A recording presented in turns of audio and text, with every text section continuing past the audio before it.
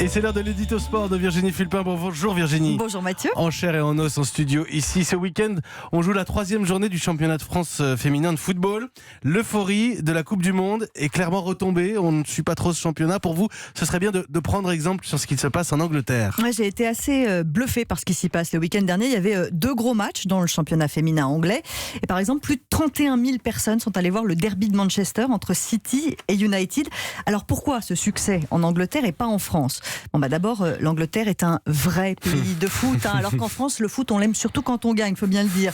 Et ça, c'est pas une question de genre, c'est une question de culture sportive. Femmes ou hommes sur le terrain, les Anglais viennent voir du foot. Et puis, le championnat anglais est plus homogène. 4 ou 5 équipes peuvent gagner le titre. En France, il y a 2 mondes dans un même championnat, Lyon et le PSG, et puis les autres équipes derrière. Et le suspense, ça me semble vital pour installer durablement une passion dans le public. L'Angleterre a mis les moyens aussi. Ah oui, c'est pas juste du romantisme et l'amour du ballon. Le foot en Angleterre, c'est une énorme machine commerciale. En fait, ils appliquent les mêmes recettes que celles qui ont fait le succès de la Première Ligue, le championnat masculin. Des partenariats avec de grosses entreprises, des campagnes de communication à grande échelle. Et puis, ils appâtent le chaland en proposant tous les matchs du championnat féminin en streaming. Et je trouve ça très intelligent pour installer le foot féminin définitivement dans le paysage. Vous pensez que si on veut faire comme les clubs anglais, ça n'est pas juste au niveau des clubs que ça se joue ? Les clubs, ils ont déjà énormément travaillé, mais pour qu'il y ait plus d'engouement, il faudrait peut-être professionnaliser l'ensemble de la division, ce qu'ont fait les Anglais.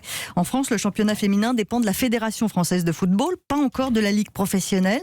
Et je pense qu'il faut franchir le pas pour former un cercle vertueux, des clubs pro uniquement, donc plus d'homogénéité, donc plus de suspense, et puis plus de spectateurs.